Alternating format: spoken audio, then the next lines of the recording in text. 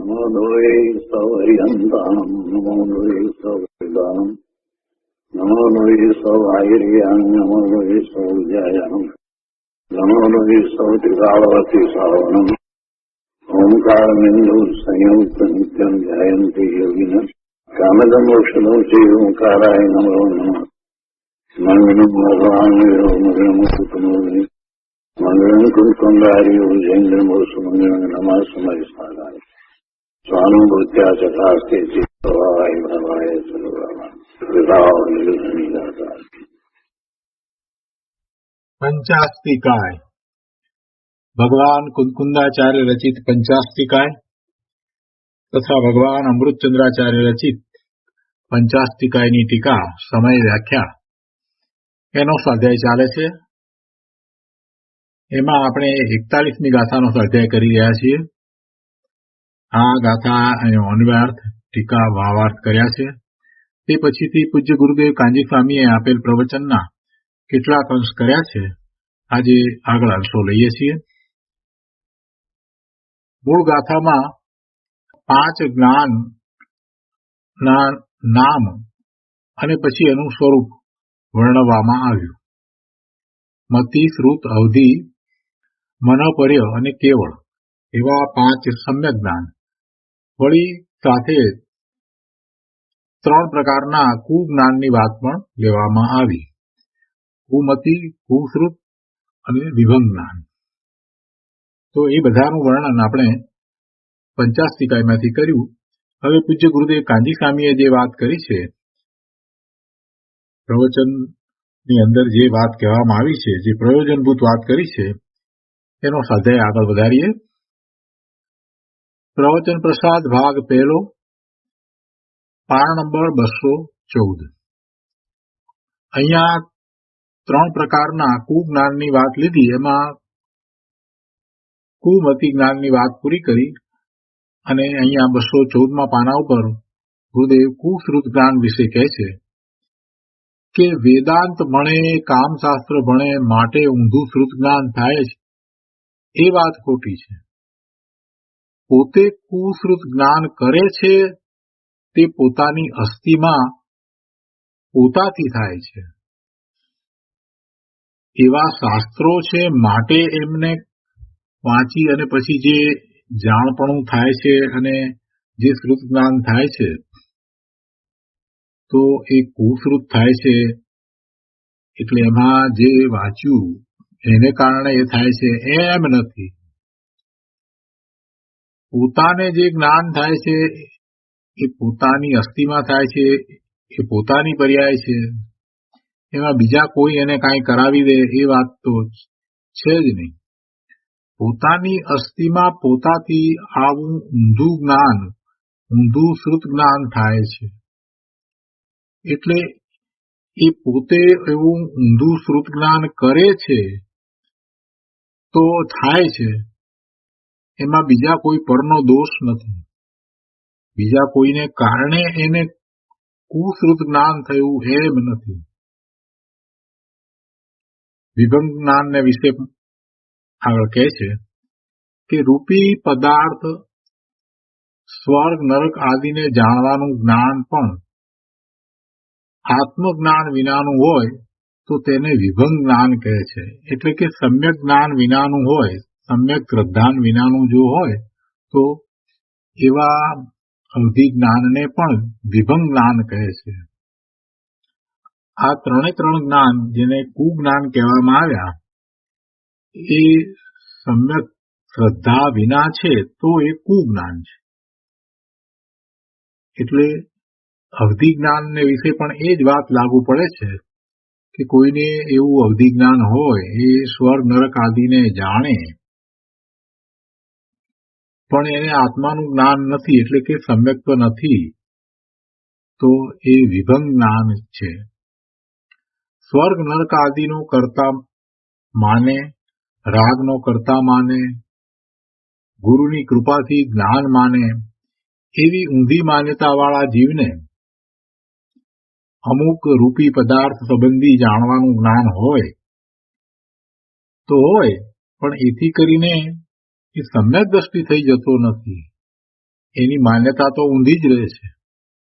એટલે એવી ઊંધી માન્યતાવાળા જીવને જો આવું અવધિ જ્ઞાન હોય, અમુક રૂપી પદાર્થને અવધિ જ્ઞાન દ્વારા જાણે એવું હોય તો પણ તે જ્ઞાનને વિભંગ જ્ઞાન કહે છે. અને એ પણ પોતાને લીધે છે, પરને લીધે નથી. આવું વિભંગ જ્ઞાન પણ પોતાને લીધે છે, પરને લીધે નથી. બધા જ જ્ઞાન પોતાને કારણે છે, પરને લીધે નથી. પર કોઈ જ્ઞાન કરાવતું નથી. ઇન્દ્રિયો, મન, વાણી, શાસ્ત્ર, ગુરુ, સાક્ષાત તીર્થંકર ભગવાન, કેવડી પરમેશ્વર, કોઈ એના જ્ઞાનની પર્યાયનું કારણ થતા નથી. એનું જ્ઞાન એના પોતાના કારણે થાય છે. એની વર્તમાન વધતી જ્ઞાનની દશા એની પોતાની છે. બીજા કોઈ એ પર્યાયને બદલી નાખે છે, એને જ્ઞાન કરાવે છે, કે એને વિભંગ જ્ઞાન કે કુમતિ કે કુશ્રુત જ્ઞાન કરાવે છે, એમ નથી. આમ જ્ઞાનની પર્યાય પોતાના અસ્તિકાયમાં પોતાથી થાય છે એમ જ્ઞાન કરે. શું જ્ઞાન કરે? કે પોતાને જ્ઞાનની પર્યાય પોતાના અસ્તિકાયમાં પોતાથી થાય છે એમ જ્ઞાન કરે અને એવી શ્રદ્ધા કરે તો પછી પરથી છૂટો પડી જ્ઞાન પર્યાય જેમાંથી આવે છે એવા ત્રિકાળી ચેતનના ધારક આત્મ સ્વભાવ તરફ દ્રષ્ટિ થાય અને તે ધર્મ છે. આ પછી વીર સંવત 2478 ફાગણ સુદ 9 બુધવારના દિવસનું પ્રવચન છે. એમાં ગુરુદેવે ઘણી સ્પષ્ટતા કરી છે. પહેલા અહીંયા ભાવાર્થમાં કહે છે કે સ્વાભાવિક ભાવથી આ આત્મા પોતાના સમસ્ત પ્રદેશ વ્યાપી અનંત નિરાવરણ શુદ્ધ જ્ઞાન સંયુક્ત છે. આત્મા અને જ્ઞાન, આત્મા કહો કે જ્ઞાન કહો એક જ છે. આત્મા અનાદિ અનંત જ્ઞાન સ્વરૂપ જ છે. આત્માનું શુદ્ધ સ્વરૂપ છે એ જ્ઞાન સ્વરૂપ જ છે. સ્વાભાવિક ભાવથી આત્મા પોતે પોતાના અસંખ્ય પ્રદેશ, એ બધા પ્રદેશમાં અનંત ગુણોનું પરિણમન ચાલી રહ્યું છે. દરેક પ્રદેશમાં અનંત ગુણનું પરિણમન ચાલી રહ્યું છે. તો એમ જ્ઞાન ગુણનું પરિણમન પણ આત્માના બધા પ્રદેશમાં ચાલી રહ્યું છે. એટલે જ્ઞાન સ્વભાવી ભગવાન આત્મા તો છે. સ્વાભાવિક ભાવથી આ આત્મા પોતાના સમસ્ત પ્રદેશ વ્યાપી અનંત નિરાવરણ શુદ્ધ જ્ઞાન સંયુક્ત છે. આત્મવસ્તુ જ્ઞાનથી ભરેલી છે, રાગ દ્વેષથી ભરેલી નથી. આત્મવસ્તુ જ્ઞાનથી ભરેલી છે, રાગ દ્વેષથી ભરેલી નથી. રાગ દ્વેષ તો એની પર્યાયમાં થાય છે તે વખતે તેવી યોગ્યતા છે ત્યારે થાય છે, અને એ હંમેશને માટે થાય છે એમ પણ નથી. રાગ દ્વેષ તો સંસાર અવસ્થામાં થાય છે, સિદ્ધ અવસ્થામાં રાગ દ્વેષ થતા પણ નથી. કેવળ જ્ઞાન થયા પછીથી કોઈ રાગ દ્વેષ હોતા નથી. એટલે રાગ દ્વેષ એ કંઈ એનું સ્વરૂપ નથી.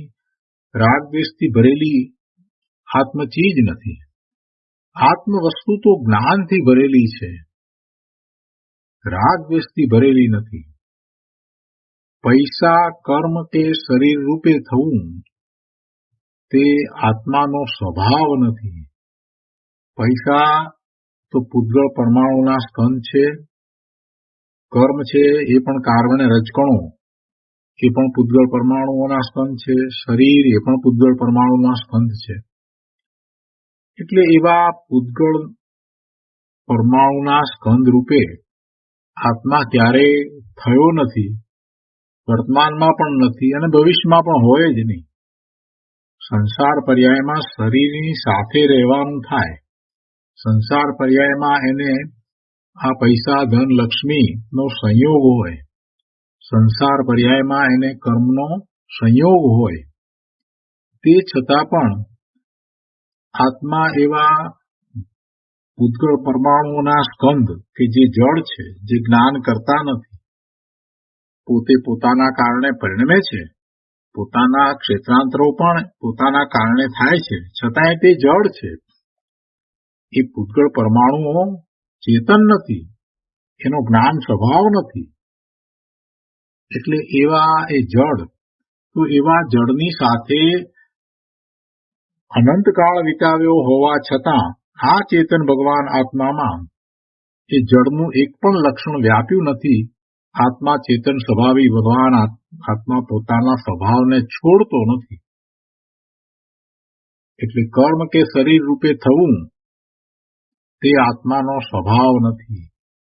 એ ક્યારેય કર્મ કે શરીર રૂપે કે પૈસા રૂપે થાય નહીં. ક્યારેય ભૂતકાળમાં થયો નથી ને ક્યારેય એ થશે પણ નહીં. વર્તમાનમાં પણ એ નથી. વર્તમાનમાં આ શરીર સાથે રહ્યો હોવા છતાં આત્મા શરીર રૂપ નથી. આત્મા શરીરમાં વ્યાપતો નથી. શરીરની સાથે રહ્યો છે પણ શરીરમાં વ્યાપતો નથી. એટલે કે આત્માનું ચૈતન્ય પણ શરીર સાથે રહે તો શરીરમાં આવી જાય એમ બનતું નથી. કેટલાય લોકોને આમાં ભૂલ છે. જ્યારે આત્મા શરીર સાથે છે તો શરીરને ચેતન સમજે છે અને શરીરથી આત્મા જુદો પડી જાય છે ત્યારે પછી શરીરને અચેતન કહે છે. પણ ગુરુદેવ બહુ સ્પષ્ટ કહે છે કે ભાઈ, જ્યારે આ શરીર સાથે આત્મા રહ્યો છે ત્યારે પણ આ કલેવર, આ શરીર એ તો જડ જ છે. એ ક્યારેય ચેતન હોઈ શકે નહીં. અને એના કાર્યો એ પોતે જાતે જ કરે છે. આત્મા છે માટે એ અમુક રીતે પરિણમે છે એમ પણ નથી. આ બધી વાતને ગુરુદેવે જે રીતે સમજાવી છે એ રીતે સમજતા જીવને આત્માને આ શરીરથી જુદા થવું બહુ સહેલું થઈ જાય છે. પોતાની ભ્રાંતિ ચાલી જાય છે. પોતે પોતાના ત્રિકાળ શુદ્ધ સ્વરૂપને અનુભવે છે અને એમ એને સમ્યક્તના પરિણામ થાય છે. મોક્ષ માર્ગના વિતરાગી પરિણામ થાય છે.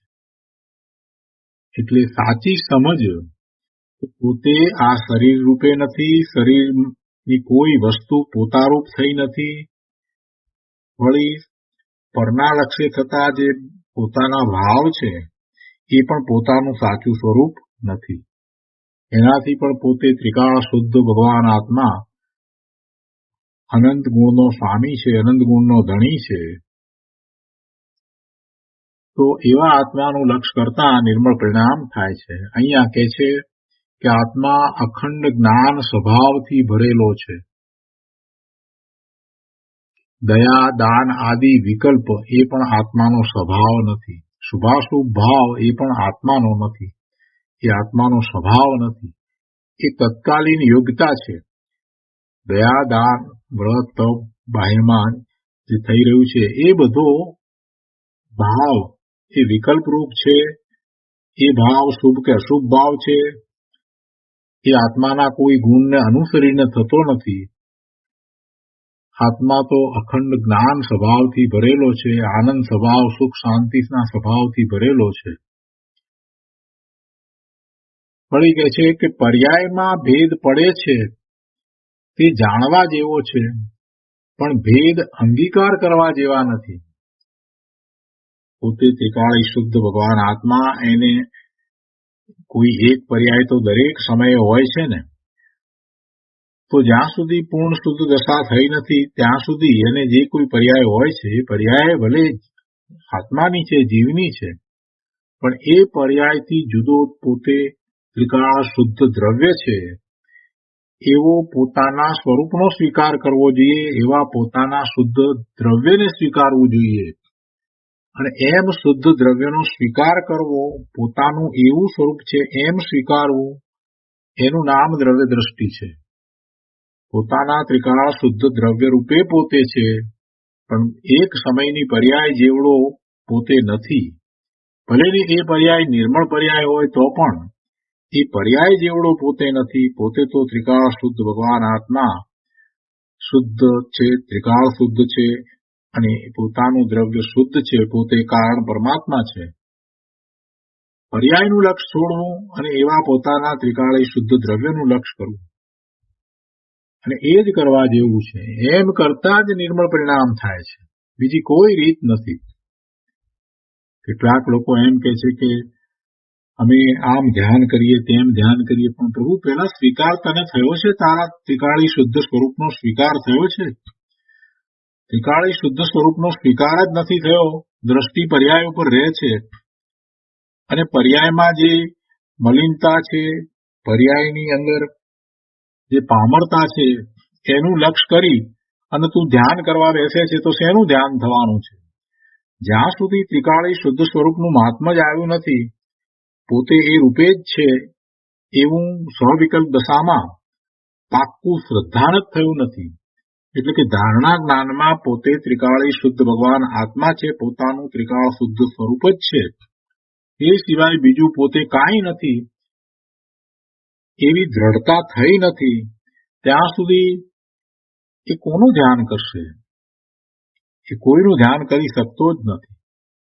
ધ્યાનની પ્રક્રિયા ને બહુ મોટી વાત તો એ છે કે એને પોતાના ત્રિકાળી શુદ્ધ સ્વરૂપનો પૂરેપૂરો દ્રવ્ય શુદ્ધ દ્વારા અભ્યાસ કર્યો હોય, પછી એને બધા સંશયો દૂર કરીને એવું જ શ્રદ્ધાન કર્યું હોય અને એ વાતને પોતાની ઉપર ઉતારી હોય કે હું આવો શુદ્ધ છું, હું ત્રણેય કાળે શુદ્ધ હતો, છું, રહીશ.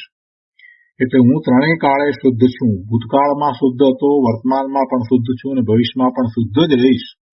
અને આ વાતનું સમર્થન એ જીનેશ્વર ભગવાનની વાણી દ્વારા કરે છે. પોતે તર્ક દ્વારા પણ એ વાતનો નિર્ણય કરે છે અને એમ એ ધારણા જ્ઞાન સુધી પહોંચે છે. અને પછી એને લગ્ન લાગે છે કે હું શુદ્ધ છું તો મારા શુદ્ધ સ્વરૂપે પરિણમી જાઉં, વર્તમાન પર્યાયમાં હું મારા શુદ્ધ સ્વરૂપે પરિણમી જાઉં, તો જ એને નિર્વિકલ્પ ધ્યાનમાં સ્વાનુભૂતિ થાય છે. એટલે ઘણી વસ્તુઓની જરૂર છે. એમ કઈ ધ્યાન થઈ જતું નથી. પોતાના સ્વરૂપનો નિર્ણય એ સૌથી મોટી ચીજ છે અને એ વિના એ ધ્યાન કરવા બેસે ને પછી કહે છે કે અમારાથી આમ નથી થતું કેમ કે અમારી પર્યાય મલિન છે. અમને પર્યાયમાં એટલે કે અમને અમારી દશાની અંદર હજી તો મલિનતા છે કે પામરતા છે, એટલે અમને હજી આમ થતું નથી, એટલે અમે અત્યારે તો એ અભ્યાસ કરી રહ્યા છીએ કે અમને ક્યાં દોષ છે. અરે ભલા ભગવાન, તું આ શું ઊંધું લઈને બેઠો છો?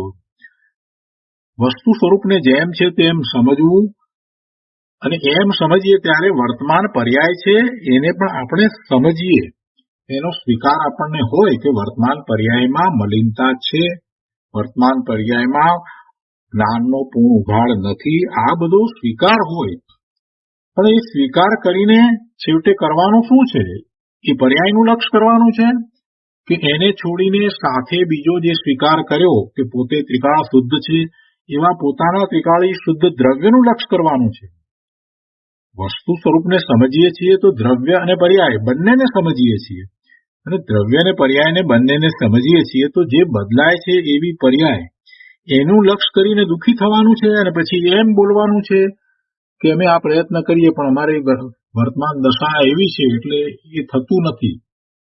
પણ વર્તમાન દશાને તે છોડી નથી, ત્યાં તું અટવાઈ ગયો છો, તારા ત્રિકાળી શુદ્ધ સ્વરૂપનો તને નિર્ણય જ નથી થયો, તો પછી તને ધ્યાન ક્યાંથી થશે ભાઈ? તને કાંઈ ધ્યાન થવાનું નથી. પુરુષાર્થ તો સમજ, પુરુષાર્થની દિશા ક્યાં છે? પુરુષાર્થની દિશા તો સ્વ તરફ છે. ત્રિકાળી શુદ્ધ સ્વરૂપનો નિર્ણય પાકો નિર્ણય થવો જોઈએ. એ જ છું હું. પછી કોઈ ગમે તે આવીને તને ફેરવવા માંગે તો તું ફરે નહીં, એવો ત્રિકાળી શુદ્ધ સ્વરૂપનો નિર્ણય થવો જોઈએ. પણ તારું લક્ષ તો પર્યાયમાં જ છે, આનું આમ છે ને આનું તેમ છે અને પોતાને વિશે પણ તું એ પર્યાયને જ માને છે. મારું સ્વરૂપ મલિન છે અથવા તો મને પર્યાયની અંદર આ ઉઘાડ ઓછા છે, અમને જ્ઞાનાવરણીય કર્મ નડે છે, આવી બધી વાત તું તો લઈને બેઠો છે. એ છે પણ એ ક્ષણિક છે. એ કાયમી ચીજ નથી, એ પર્યાયમાં છે અને એ ચાલ્યું જવાનું છે. એ અત્યારે વર્તમાન યોગ્યતા રૂપ છે.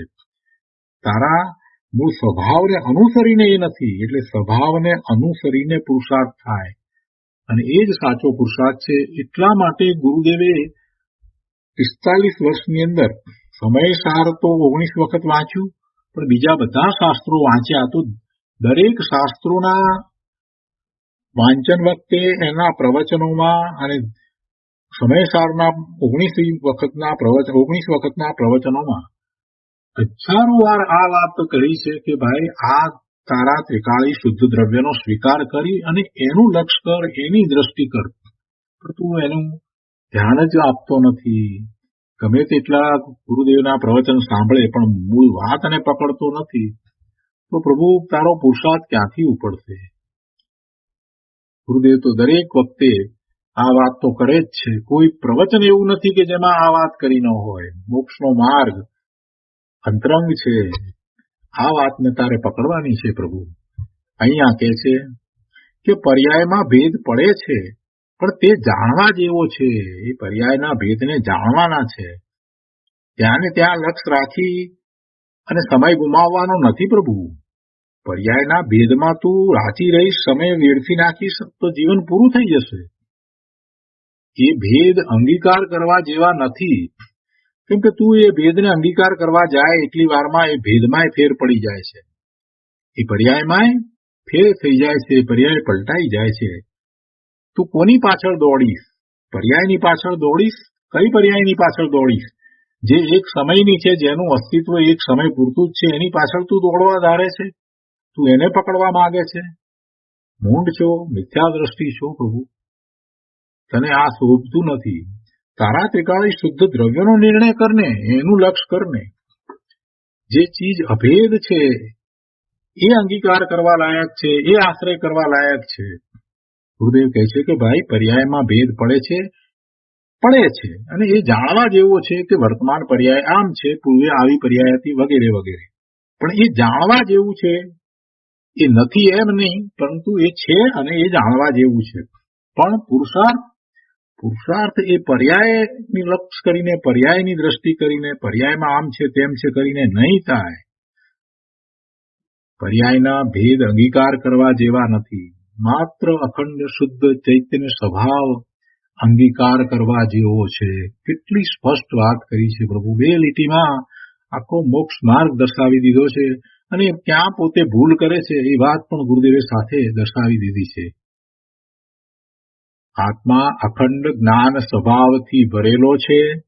પર્યાયમાં ભેદ પડે છે તે જાણવા જેવા છે બધા, પણ ભેદ અંગીકાર કરવા જેવા નથી. માત્ર અખંડ શુદ્ધ ચૈતન્ય સ્વભાવ અંગીકાર કરવા જેવો છે. સર્વ શાસ્ત્રોના સાર રૂપ આ વાત ગુરુદેવે કરી છે. અહીંયા આગળ કહે છે, પરંતુ સંસારી આત્મા અનાદિકાળથી કર્મને તાબે થયેલો ઝીણો અને અલ્પજ્ઞ વર્તે છે. પોતે સ્વભાવને ચૂકીને કર્મના સંગમાં પડ્યો, તેથી પોતાની હીણી દશા રૂપે પરિણમ્યો છે. તેથી સર્વાંગ અસંખ્ય પ્રદેશમાં નાનાવર્ણીય કર્મથી આચ્છાદિત થયેલ છે એમ નિમિત્તથી કથન કરવામાં આવે છે. પણ વાસ્તવમાં પોતે તો ત્રિકાળ શુદ્ધ જ છે. પોતે જ્ઞાન સ્વભાવી ભગવાન આત્મા છે. તો જે કર્મ છે એ તો નિમિત્ત રૂપે છે. પોતે જ એવી હીણી દશા રૂપે પરિણમી રહ્યો છે. કોઈ એને એવી હીણી દશા રૂપે કરતું નથી. અહીંયા આગળ કહે છે કે તે જ્ઞાનાવરણીય કર્મના ક્ષયોક્ષમના નિમિત્તે મતિ જ્ઞાન પ્રગટ થાય છે. તે કથન નિમિત્તથી છે. જ્ઞાનાવરણીય કર્મનો ક્ષયોક્ષમ થાય ત્યારે મતિ જ્ઞાન પ્રગટ થાય, પણ એ કથન તો નિમિત્તથી છે. કેમ કે કર્મના ક્ષયોક્ષમ કે ક્ષયોક્ષમ એના ઉદય, આ બધું તો કર્મનું કર્મમાં રહ્યું. એ ત્યાંથી નીકળી અને આ આત્મામાં પહોંચતું નથી, વ્યાપતું નથી. કર્મનો ઉદય હોય તો એ ઉદય પણ આ આત્મામાં પહોંચતો નથી, કર્મનો ઉપશમ હોય તો પણ આત્મામાં પહોંચતો નથી, કર્મનો ક્ષય હોય તો પણ આત્મામાં પહોંચતો નથી. એટલે આ બધું જે છે તે તો કર્મનું કર્મમાં જ રહ્યું, ત્યાં જ એ થઈ રહ્યું છે, એને એની સીમા છે. એ કર્મણ અને રજકણોનો સ્કંદ છે, તો એ કર્મણ રજકણોનો સ્કંદ એ કર્મ, તો ત્યાં જ એનું જે થવું હોય તે થાય. એને લીધે આત્મા ઉપર કોઈ અસર પડતી નથી. આ વાત પકડાવી બહુ અઘરી છે.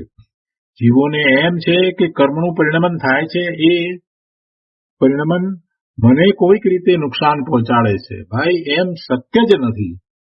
કેમ કે કર્મને તું સમજે તો એક દ્રવ્ય જ જુદું છે, એના પરિણમનો તારી ઉપર કોઈ અસર પહોંચાડી શકતા નથી. તું જે અસર નીચે પહોંચે છે એ અસર નીચે તું તારી એ સમયની યોગ્યતાથી પહોંચે છે, અને એમાં તારો ઊંધો પુરુષાર્થ છે. તને એ વખતે પણ સીધો પુરુષાર્થ કરવાનો અવકાશ પૂરેપૂરો છે.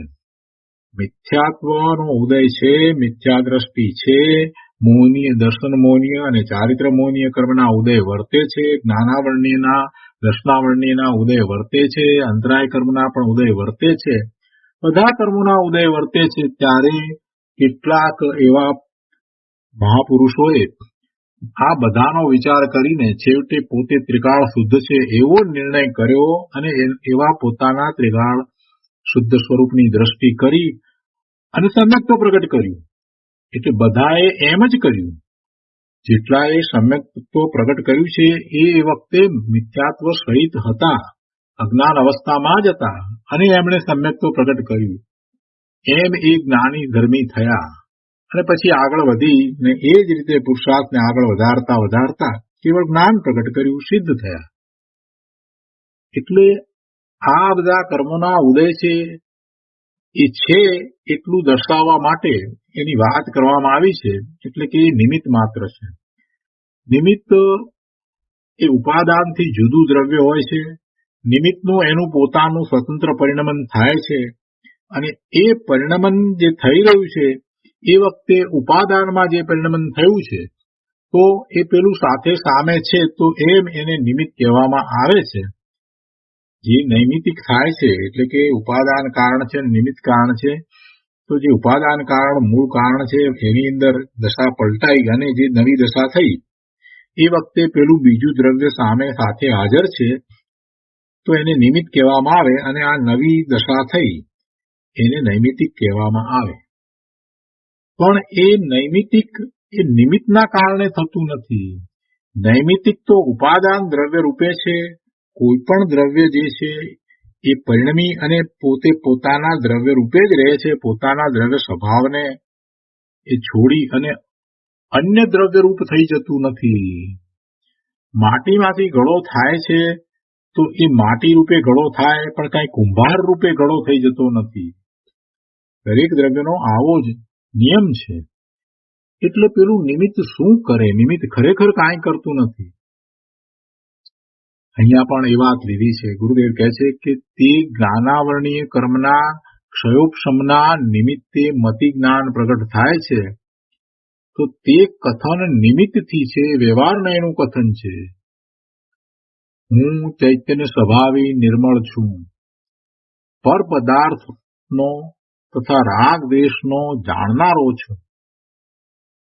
જાણવાનું કામ મારામાં મારાથી છે એવો નિર્ણય કરવો જોઈએ, અને પર પદાર્થોનું લક્ષ્ય છોડવું જોઈએ. બીજા પદાર્થો મારામાં જાણવાનું કામ કરાવી દે છે એવી ઊંધી માન્યતા છોડવી જોઈએ. બીજાને કારણે હું જ્ઞાન કરું છું એ ઊંધી માન્યતા છે, એ ભ્રમને છોડવો જોઈએ. જાણવાનું કામ મારામાં મારાથી થાય છે. હું ચૈતન્ય સ્વભાવી છું, જ્ઞાન સ્વભાવી છું, અને પર પદાર્થનો તથા રાગ દ્વેષનો તો માત્ર જાણનાર છું, એનું કરનાર પણ હું નથી. અને મને જે આ જ્ઞાનના પરિણામ થાય છે તે મારામાં મારાથી થાય છે. એમ પોતાના ચૈતન્ય સ્વભાવની દ્રષ્ટિ કરવી જોઈએ. એમ ચૈતન્ય તરફ દ્રષ્ટિ થતા મતિ જ્ઞાન પ્રગટે છે, તેમાં જ્ઞાનાવરણીય કર્મનો ક્ષયોક્ષમ નિમિત્ત માત્ર છે. આવું મતિ જ્ઞાન થતા એને જ્ઞાનાવરણીય કર્મનો ક્ષયોક્ષમ એ વખતે હોય છે તો એ નિમિત્ત માત્ર છે. એવો જ નિમિત્ત નૈમિતિક સંબંધ છે કે આને જ્યારે જ્ઞાન થાય છે ત્યારે સામે એવી જ્ઞાનાવરણીય કર્મની અમુક પ્રકૃતિઓનો ઉપશમ ક્ષય કે ક્ષયોક્ષમ હોય છે. પણ જ્ઞાન તો આને એની પોતાની પર્યાયમાં થાય છે. આગળ કહે છે, મન તથા 5 ઇન્દ્રિયોના અવલંબનથી મૂર્તિક તથા અમૂર્તિક દ્રવ્યને વિશેષતાથી જે જ્ઞાન દ્વારા પરોક્ષ જાણવામાં આવે તેને મતિ જ્ઞાન કહે છે. અહીં નિમિત્ત નૈમિતિક સંબંધ બતાવે છે. મન તથા 5 ઇન્દ્રિયોના અવલંબનથી મૂર્તિક તથા અમૂર્તિક દ્રવ્યને વિશેષતાથી જે જ્ઞાન દ્વારા પરોક્ષ જાણવામાં આવે તેને મતિ જ્ઞાન કહે છે. એટલે અહીંયા નિમિત્ત નૈમિતિક સંબંધ બતાવ્યો છે. વાસ્તવમાં જ્ઞાન તો પોતાથી જ થાય છે. એટલે નિશ્ચયથી તો એ વાત રહે જ છે. પોતાની જ્ઞાન પર્યાય હીણી પરિણમે છે. તેથી નિમિત્તનું અવલંબન એટલે ઉપસ્થિત હોય છે છતાં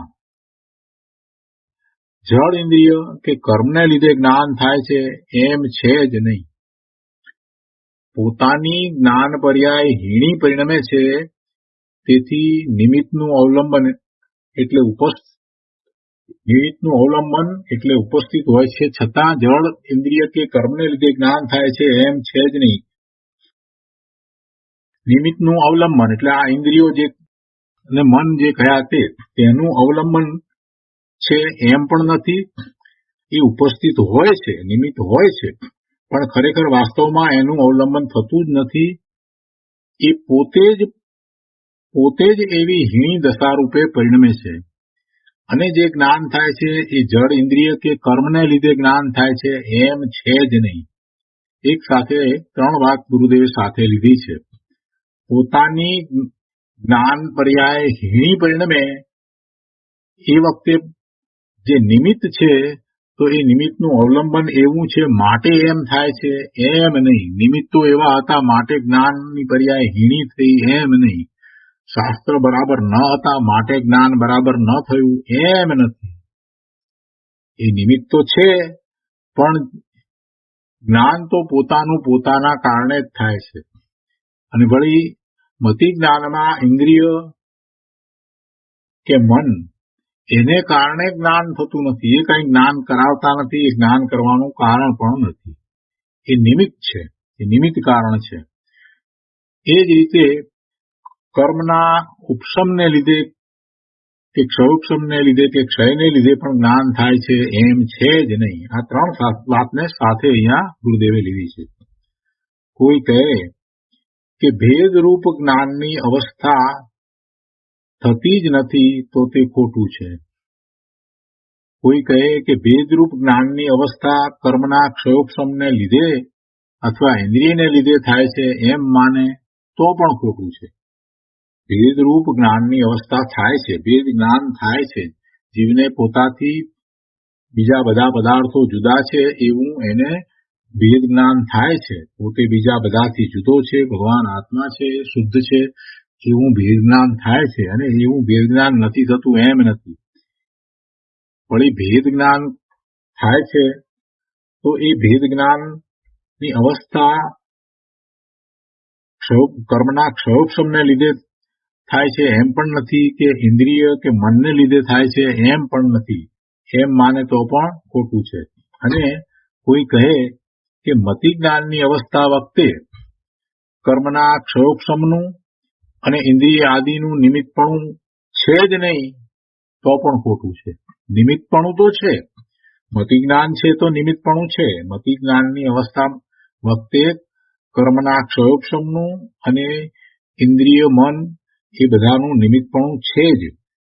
એ છે જ નહીં એમ નહીં, એનું નિમિત્તપણું તો છે, પણ એનાથી નિમિત્તથી જ્ઞાન થતું નથી. નિમિત્તથી જ્ઞાન થતું નથી. એ છે, એની ઉપસ્થિતિ છે એટલે એને નિમિત્ત કહેવામાં આવે છે. છતાં ઇન્દ્રિયને લીધે જ્ઞાન થતું નથી, કારણ કે જળ ઇન્દ્રિયોનો આત્મામાં અભાવ છે. જળ ઇન્દ્રિયો આત્મામાં નથી, મન પણ આત્મામાં નથી, એટલે એને લીધે જ્ઞાન થાય છે એમ નથી. અને એ નિમિત્ત છે એ વાત પણ બરાબર છે. મતિ જ્ઞાનમાં એ નિમિત્ત છે. આ જળ ઇન્દ્રિય છે, શરીર છે, ધર્મ એટલે ધર્માસ્તિકાય, અધર્મ એટલે આકાશ, અધર્માસ્તિકાય, આકાશ વગેરે અમૂર્તિક દ્રવ્ય છે. ધર્માસ્તિકાય, અધર્માસ્તિકાય, આકાશ વગેરે અમૂર્તિક દ્રવ્યો પણ છે. આ શરીર, ઇન્દ્રિય વગેરે મૂર્તિક દ્રવ્યો પણ છે. આ શુભ ભાવ છે, આ અશુભ ભાવ છે વગેરે મૂર્ત અમૂર્ત પદાર્થોને પોતાની જ્ઞાન પર્યાયમાં સ્વલક્ષે જાણે તેને મતિ જ્ઞાન કહે છે. એક જુદી રીતે આખી વ્યાખ્યા લીધી મતિ જ્ઞાનની કે આ બધું છે, આ બધું તો છે, એ નથી એમ નહીં, પણ એ બધું છે તો ત્યારે એ પોતે પોતાની જ્ઞાન પર્યાયમાં સ્વલક્ષે એ બધાને જાણે, એટલે લક્ષ સ્વનું કરે અને એ બધાને જાણે. એનો અર્થ એ થયો કે પોતે પોતાને જાણે અને આ બીજું બધું જે છે એ એનાથી પોતાથી જુદું છે એમ જાણે છે, એવું એ મતિ જ્ઞાન છે.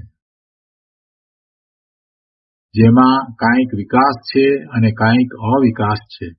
સામે કર્મનો ક્ષયોક્ષમ નિમિત્ત છે અને ઇન્દ્રિય મન બાહ્ય નિમિત્ત છે. જ્યારે પોતે સ્વનું લક્ષ કરીને આ બધું જાણે છે તો એને સ્પષ્ટ ખ્યાલ આવે છે કે આ બધા નિમિત્ત છે. આગળ કહે છે, અવલંબન એટલે નિમિત્તની હાજરી માત્ર, પણ નિમિત્તને લીધે નહીં. અવલંબન એટલે નિમિત્તની હાજરી માત્ર. આ બધાના અવલંબને થયું એમ જ્યારે વ્યવહાર નથી કહેવામાં આવ્યું હોય તો એ નિમિત્ત સમજવું. નિમિત્તની હાજરી માત્ર, પણ નિમિત્તને લીધે નહીં. ઇન્દ્રિય અને મન નિમિત્ત છે માટે પરોક્ષ જ્ઞાન કહ્યું છે, પણ સ્વપર્યાયની હાજરીમાં અને પર ચીજોની મદદ વિના જાણે છે. પરની મદદથી એ જાણતો નથી. સ્વપર્યાયની હાજરીમાં અને પર ચીજોની મદદ વિના જાણે છે. સામેના પદાર્થો છે માટે જાણે છે, જ્ઞાન કરે છે એમ પણ નથી.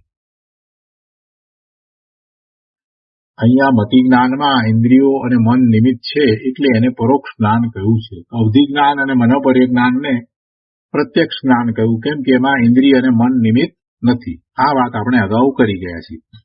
વળી કહે છે કે સ્વપર્યાયની હાજરીમાં અને પર ચીજોની મદદ વિના જાણે છે.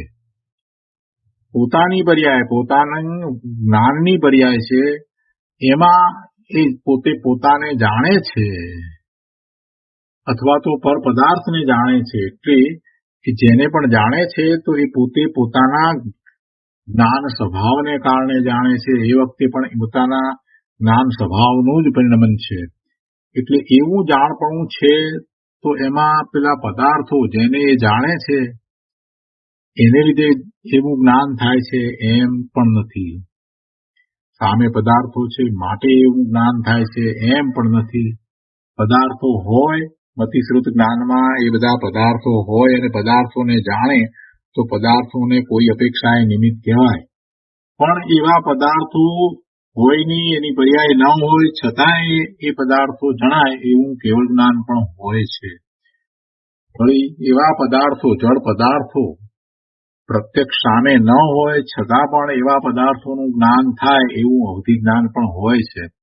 એટલે પદાર્થો છે માટે જ્ઞાન થાય છે એ વાત રહેતી નથી. પણ મતિશ્રુત જ્ઞાનમાં જ્યારે પદાર્થો છે અને પદાર્થોનું જ્ઞાન કરે છે તો કોઈ અપેક્ષાએ એમ કહેવાય કે એ એમાં નિમિત્ત કારણ છે. પણ અવધિ જ્ઞાનમાં તો એ હોતા નથી, છતાં પણ જ્ઞાન થાય છે. કેવળ જ્ઞાનમાં તો જગતના બધા પદાર્થો અને બધી પર્યાયો જે થઈ જ નથી એનું પણ એક સમયમાં એક સાથે જ્ઞાન થાય છે. એટલે એ બધા એ બધા જ્ઞેયો વર્તમાનમાં ન હોય છતાં પણ એ જણાય છે. એનો અર્થ જ એ થાય છે કે જાણવું, જ્ઞાન કરવું એ આત્માનો સ્વભાવ છે, અને આત્મા જ્ઞાન સ્વભાવે પરિણમે તો જ્ઞેય માત્ર જણાય. આત્મા પોતે જ્ઞાન સ્વભાવે પરિણમે તો જ્ઞેય માત્ર જણાય. આટલી વાત છે. અહીંયા આગળ કહે છે, અજ્ઞાની જીવ માને છે કે આ વસ્તુ ખાટી છે. સ્વાદની વાત લીધી છે. આ વસ્તુ ખાટી છે માટે ખાટાનું જ્ઞાન થયું. વસ્તુ ખાટી ન હોત તો ક્યાંથી ખાટાનું જ્ઞાન થાત? અજ્ઞાની જીવની માન્યતા એવી છે. ખાટી વસ્તુને જ્યારે એ ચાખે છે તો એને એ ખાટી છે એવું જ્ઞાન થયું. એટલે અજ્ઞાની જીવ માને છે કે આ વસ્તુ ખાટી છે માટે ખાટાનું જ્ઞાન થયું. એવી જ રીતે પવનનો સ્પર્શ થતા પવનનું જ્ઞાન થાય છે. પવન આવ્યો ન હોત તો એનો સ્પર્શ ન થાત તો એનું જ્ઞાન થાત નહીં. એવી જ રીતે રોગ આવતા, શરીરમાં રોગ આવતા રોગનું જ્ઞાન થયું. એમ એ જુદા જુદા જ્ઞેયોને લીધે અથવા ઇન્દ્રિયને લીધે જ્ઞાન થયું એમ અજ્ઞાની જીવ માને છે. પણ તે બધો અજ્ઞાન ભાવ છે. શું અજ્ઞાન ભાવ છે? અજ્ઞાનીની માન્યતા જે કે વસ્તુ ખાટી છે માટે ખાટાનું જ્ઞાન થયું, અથવા તો પવનનો સ્પર્શ થયો તો પવનનું જ્ઞાન થયું, કે રોગ આવ્યો ત્યારે રોગનું જ્ઞાન થયું. તો એમ જ્ઞેયને લીધે અથવા ઇન્દ્રિયને લીધે જ્ઞાન થયું માને તો એ બધો અજ્ઞાન ભાવ છે. એ મિથ્યા શ્રદ્ધાન છે, ખોટી શ્રદ્ધા છે. શરીર, ઇન્દ્રિયો, સોનું વગેરે પૂતગળ પદાર્થ અસ્થિ છે, એ બધા હોવાપણે છે. તેની સ્કંદરૂપ અવસ્થા તે કાય છે. એટલે કે એક વધુ પરમાણુઓ ભેગા થયા છે તો કાય છે. આમ પૂતગલાસ્તિકાય અને જીવાસ્તિકાયની પર્યાય માનવી તે બે દ્રવ્યની એકત્વ બુદ્ધિ છે. શરીર એ પૂતગલાસ્તિકાય છે. શરીર છે એટલે કેટલાય પરમાણુ ભેગા થયા છે એટલે કાય છે, એ પૂતગલાસ્તિકાય છે. ઇન્દ્રિયો પણ એમ જ છે, સોનું પણ એમ છે. અને એની સ્કંદરૂપ અવસ્થા, જેની પણ સ્કંદરૂપ અવસ્થા થઈ છે, એ બધા પૂતગળો કાય છે, એટલે પૂતગલાસ્તિકાય છે.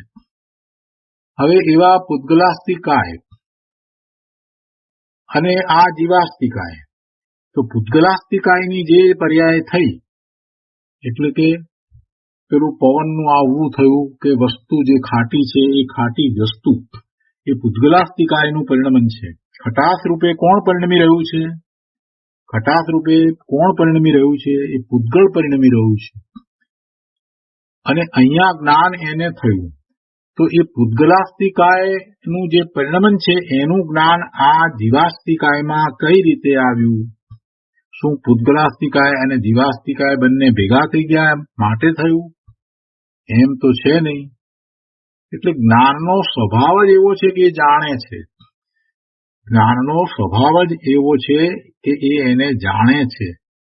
જો એમ માનવામાં આવે કે આ ખટાશ છે, પદાર્થ ખાટો છે માટે ખાટાનું જ્ઞાન થયું, તો એનો અર્થ તો એવો થઈ જાય કે ખાટો પદાર્થ અને એ પૂતગળનો સમૂહ છે એટલે કે પૂતગલાસ્તિકાય છે, એ પૂતગલાસ્તિકાય અને આ જીવ જે જ્ઞાન કરે છે એ જીવાસ્તિકાય, એ બંને એકરૂપ થયા.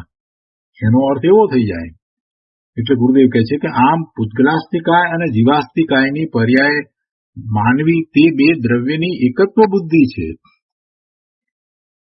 ખાટાનું જ્ઞાન એ વસ્તુ ખાટી છે માટે થયું. પવનનો સ્પર્શ એટલા માટે થયો કે એનું જ્ઞાન એટલા માટે થયું કે પવનનો સ્પર્શ થયો, પવન આવ્યો, એનો સ્પર્શ થયો ને એનું જ્ઞાન થયું. રોગ થયો અને એનું જ્ઞાન થયું. તો એ બધું જ્યાં થયું છે એ તો બધું પૂતગલાસ્તિકાય છે. અને એ પૂતગલાસ્તિકાયને લીધે આ જીવાસ્તિકાયમાં ફેરફાર થાય. જીવાસ્તિકાયની પર્યાય બદલી અને એનું જ્ઞાન કરવા વાળી થઈ જાય, એમ તો બને નહીં. જેવું પરિણમન પૂતગલાસ્તિકાયમાં થયું છે એવું આ જીવને જણાય છે તો એ નિમિત્ત નૈમિતિક સંબંધ છે. એ વખતે જીવને એવું જ્ઞાન થવાનું હતું તો થયું છે, પણ પેલા પૂતગલાસ્તિકાયને લીધે જીવમાં ફેરફાર થયો એમ નથી. પૂતગલાસ્તિકાયનું પરિણમન જે રીતે થવું જોઈએ તે રીતે થયું છે, પણ એથી અહીંયા આ જીવાસ્તિકાયની જ્ઞાનની પર્યાય બદલાઈ જાય એમ બને નહીં. પણ જીવની જ્ઞાનની પર્યાય બદલાઈ અને જે રીતે થવાની હતી તે રીતે જ થઈ છે. એ વખતે સામે પેલા પૂતગલાસ્તિકાય છે એના પરિણમનો એવા છે તો એને નિમિત્ત કહેવામાં આવે છે. પણ એમ તો બિલકુલ નથી કે પૂતગલાસ્તિકાય અને જીવાસ્તિકાયની પર્યાય બંને બે જુદા દ્રવ્યોની પર્યાય છે તે એક રૂપ છે, એમ તો બિલકુલ નથી. અને એમ જો માનવામાં આવે તો બે દ્રવ્યની એકત્વ બુદ્ધિ થઈ અને બે દ્રવ્ય ભેગા થાય તો જગતનો નાશ થાય. કોઈ દ્રવ્ય સ્વતંત્ર રહી શકે જ નહીં. આગળ કહે છે કે જેવા નિમિત્તો હોય તેવા જ પ્રકારે જ્ઞાન થાય છે. જ્ઞાન પોતાથી થાય છે, નિમિત્તથી થતું નથી. છતાં પણ નિમિત્ત નૈમિતિક એવો સંબંધ છે કે જેવા નિમિત્તો હોય તેવા જ પ્રકારે જ્ઞાન થાય છે. પણ જ્ઞાન તો પોતાથી થાય છે, નિમિત્તથી થતું નથી. અહીંયા બીજા ઉદાહરણો લઈ અને વાતને સ્પષ્ટ કરી છે. ગુરુદેવ કહે છે કે સમવસરણ જોતા સમવસરણનું જ્ઞાન થાય.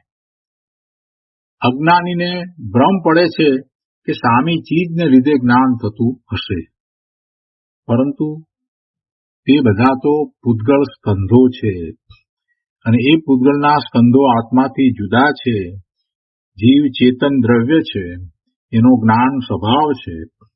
જ્ઞાન જીવનો ત્રિકાળી ગુણ છે અને એવા એ ત્રિકાળી જ્ઞાન ગુણની મતિ જ્ઞાન રૂપી અવસ્થા થવી તે જીવનો પર્યાય ધર્મ છે.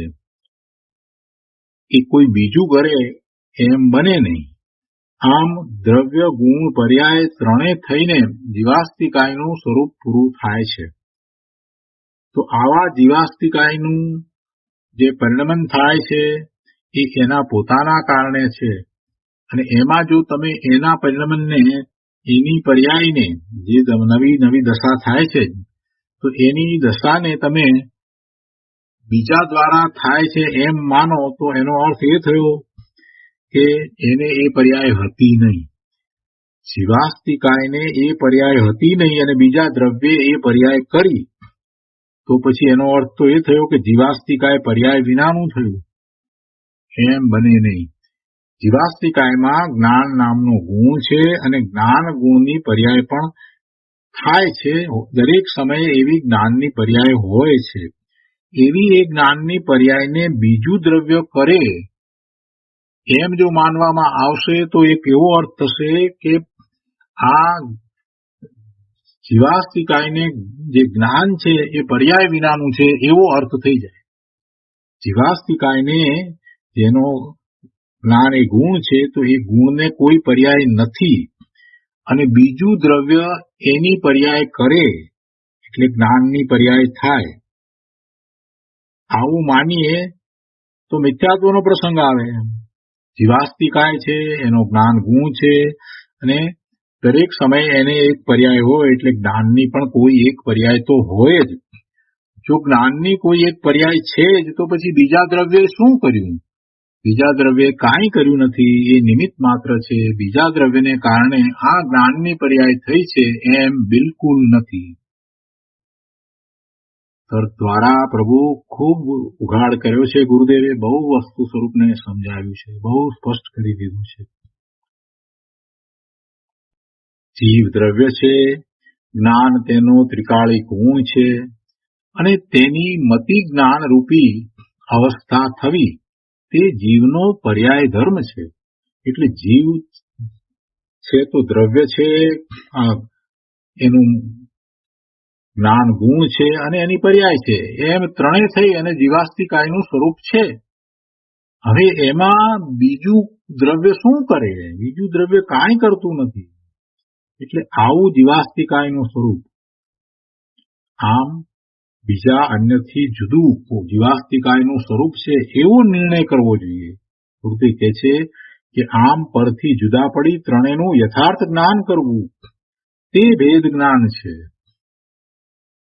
ભેદ જ્ઞાનની આ રીત છે. પોતે જીવાસ્તિકાય છે, પોતે અનંત ગુણનો પિંડ છે અને અનંત ગુણની દરેક સમયે એક પર્યાય છે.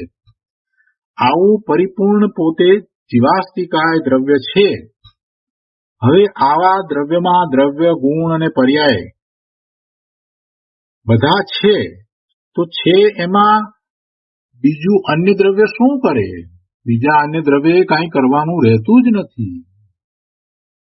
પોતે જ્ઞાન સ્વભાવે પણ છે, પોતે આનંદના સ્વભાવે પણ છે, શાંતિના સ્વભાવે છે, નિર્મળતાના સ્વભાવે છે, સત્તાના સ્વભાવે છે, પ્રભુતાના સ્વભાવે છે, બધા સ્વભાવે છે. કેમ કે એ બધા ગુણોનું પરિણમન થઈ રહ્યું છે. તો એવી પોતાની પર્યાય છે, અનંત ગુણની એવી પર્યાય તો છે, એવો જ એનો સ્વભાવ છે. તો એવા ભાવે જ્યારે જીવ છે, એવી પર્યાય રૂપે જીવ છે, તો એ જીવાસ્તિકાય પરિપૂર્ણ છે. તો એને બીજું દ્રવ્ય શું કરે? બીજું દ્રવ્ય કાંઈ કરે નહીં. બહુ સરસ વાત કરી છે અને એનું નામ જ ભેદ જ્ઞાન છે. ભેદ જ્ઞાન એટલે માત્ર બીજાથી જુદા છીએ એમ નહીં, પણ પોતે પૂર્ણ છે, પરિપૂર્ણ છે, શુદ્ધ છે, પોતાનું નિર્મળ ભવન થઈ રહ્યું છે. આવી દ્રઢતા થાય એટલે આપોઆપ બીજું બધું પોતાથી છૂટું પડી જાય છે. આવું ભેદ જ્ઞાન છે. એવું ભેદ જ્ઞાન થયા પછીથી એ વાત એને અંતરમાંથી ખસતી નથી. એ ગમે તે પર્યાયમાં હોય તો પણ આવું એકવાર ભેદ જ્ઞાન થયું પછી એ વાત જતી નથી. સમ્યક દ્રષ્ટિને કોઈ કારણસર તિર્યંચમાં જવાનું પણ થાય, પૂર્વે એવા બંધ કર્યા હોય તો, અથવા તો નરકમાં જવાનું પણ થાય, પણ એવા સમ્યક દ્રષ્ટિને આ જે ભેદ જ્ઞાન થયું છે કે બધાથી પોતે કઈ રીતે જુદો છે, તો એ વાત ખસતી નથી. પોતાનું સ્વરૂપ એને અનુભવાયું છે તો એ વાત જતી નથી.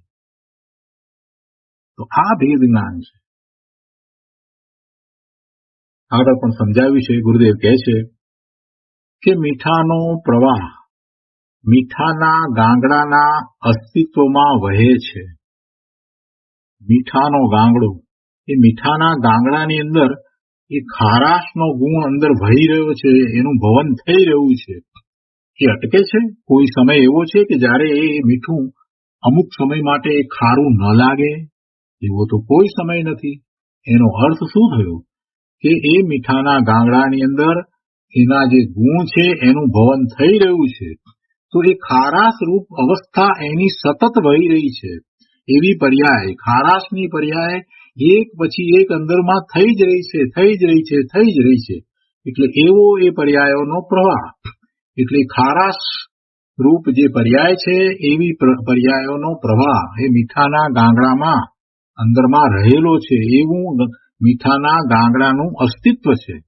એટલે ગુરુદેવ કહે છે કે મીઠાનો પ્રવાહ એટલે મીઠાની ખારાશનો પ્રવાહ, જે ખારાશ જે ગુણ છે, તો એનો પ્રવાહ મીઠાના ગાંગડાના અસ્તિત્વમાં વહે છે. વહે છે શબ્દ મૂકીને ગુરુદેવે બહુ મોટી વાત કરી દીધી કે ભાઈ એ તો છે, ચાલી જ રહ્યું છે. ખારાશ ખારાશ ખારાશ ખારાશ એ ખારાપણું તો અંદરમાં વહી જ રહ્યું છે.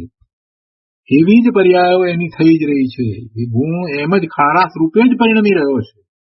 એ ખારાશ રૂપે પરિણમન એનું અટકતું નથી.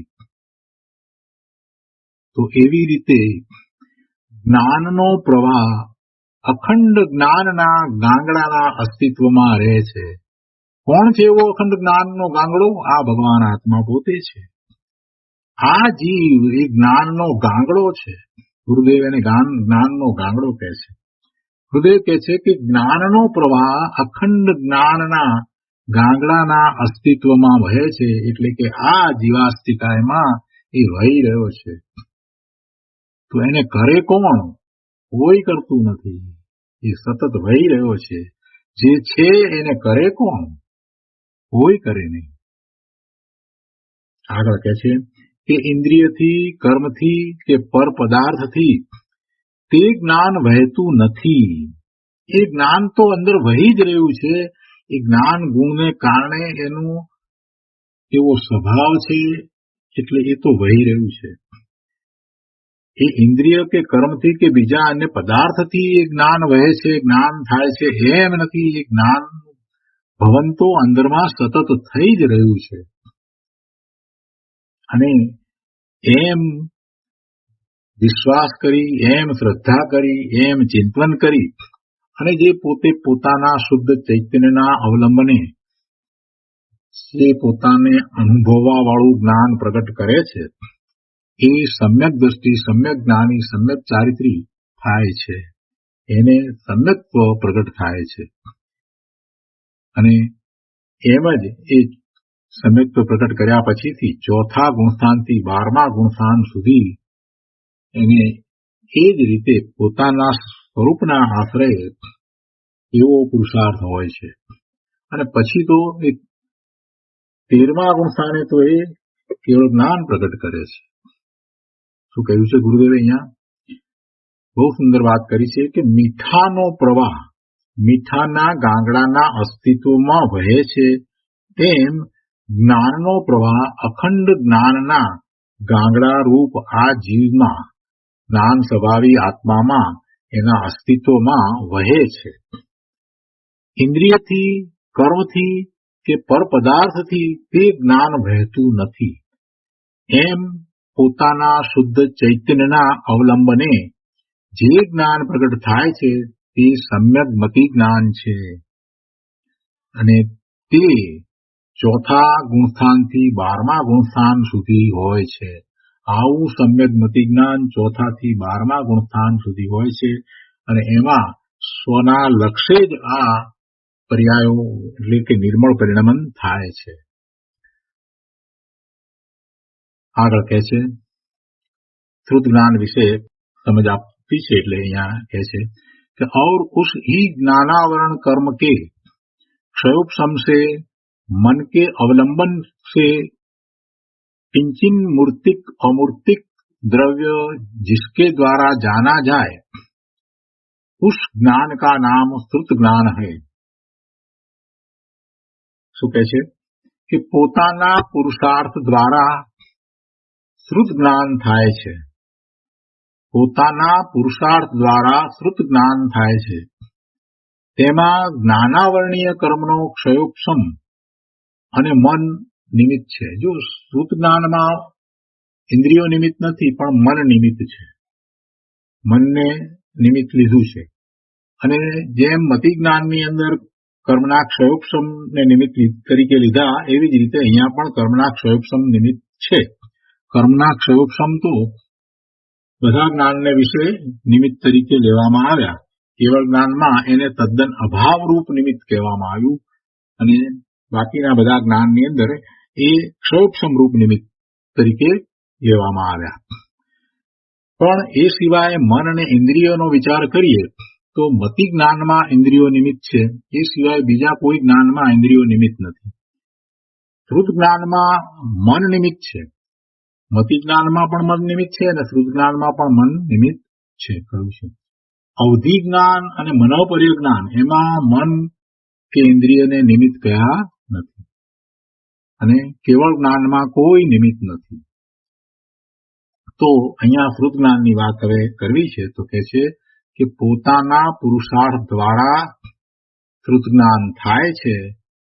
તેમાં જ્ઞાનાવરણીય કર્મનો ક્ષયોપશમ અને મન નિમિત્ત છે.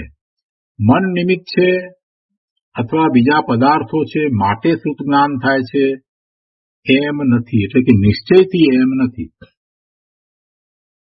નિશ્ચયથી શ્રુત જ્ઞાન આ નિમિત્તને કારણે થાય છે એમ નથી. એ નિમિત્ત જ છે, એ ખરેખર કાંઈ કરતા નથી.